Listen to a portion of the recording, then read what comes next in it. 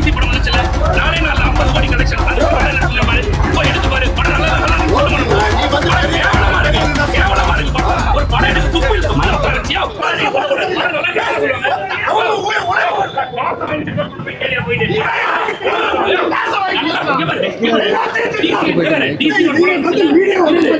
போன வாரம்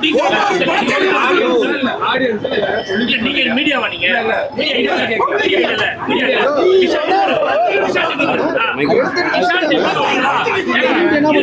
நீங்க விஷால் டிவி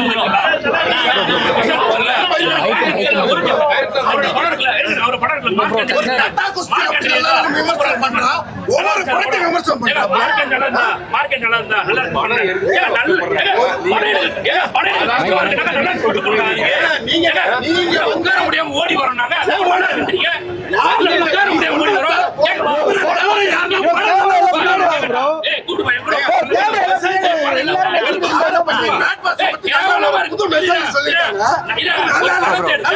ஒரு படம் எடுக்க கஷ்டப்பட்டாங்க, துப்பு இல்ல.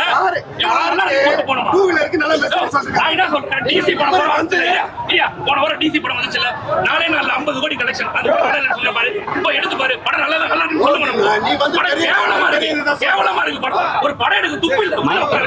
ஒரே ஒரு சீன் கேக்குறியா? ஒரு டீ கடையில விஷாலோட ஃப்ரெண்ட் டீ விற்கிறானா, அவரு வந்து பார்த்தா டீ கொடுக்க வரானா, கடையில வேலை பார்க்கறப்ப டீ கொடுக்க வரானா. அப்ப வந்து தெரியாம ஒருத்தர் மேல ஊத்திக்கிச்சு, கஸ்டமர் மேல ஊத்திக்கிச்சா. ஒரு ஓனர் என்ன பண்ணுவாரு? சார் தெரியாம பண்ணிட்டா, சாரி சார்னு சொல்லணும். உடனே அடிப்பாங்க. ஒரு பையன் எப்படி அடிக்கலாம்? உடனே என்ன பண்றாரு? டீ கடைக்கு போறாரு, டீ ஊத்துறாரு, ஒரு சீன் எடுக்க துப்பில 4 லட்சம் ரூபாய் அவர் எடுக்கிறையா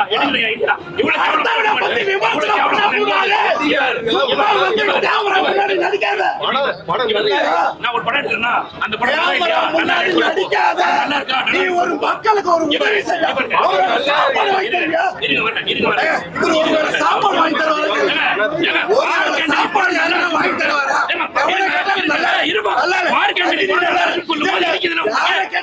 மார்க்கெட் படம் நல்லா இருக்கும்போது இனிக்குதுல உங்களுக்கு.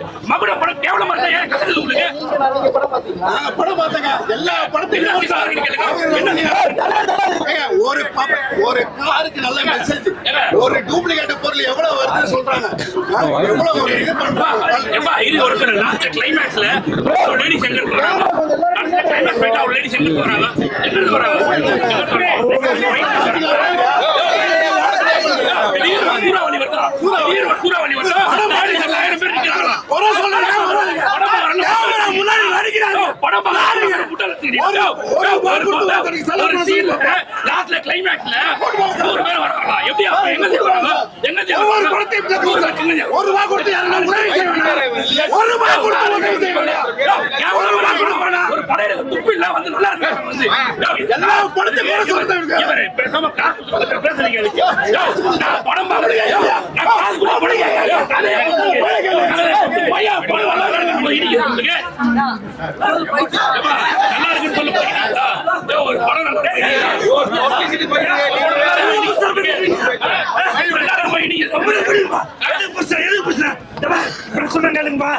உங்களுக்கு படம் புரியலன்னா பாதியோட போயிருங்க. அதை விட்டுட்டு முழு படத்தை பார்த்துட்டு எதுக்காக வந்து இங்க குறை சொல்லிட்டு இருக்கீங்க?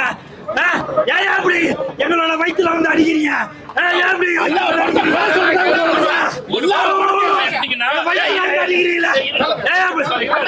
உனக்கு படம் முடியலையா? படம் முடியல,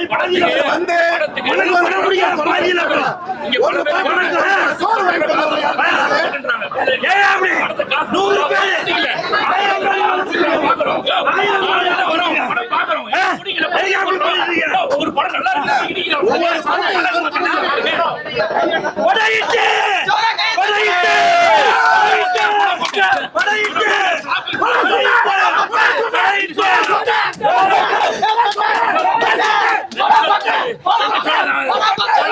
சூப்பராக இருக்குல்ல, நல்லா இருக்கு. விஷால் சாரோட ஆக்டிங் எப்படி இருக்கு? விஷால் சார் சொல்ல வேணாம், சூப்பராக பண்ணியிருக்காங்க. துஷாரா அஞ்சலி அவங்களாம் எப்படி நடிச்சிருக்காங்க? 2 பேரும் நல்லா பண்ணியிருக்காங்க. படத்தில் என்ன மெசேஜ் சொல்ல வராங்க?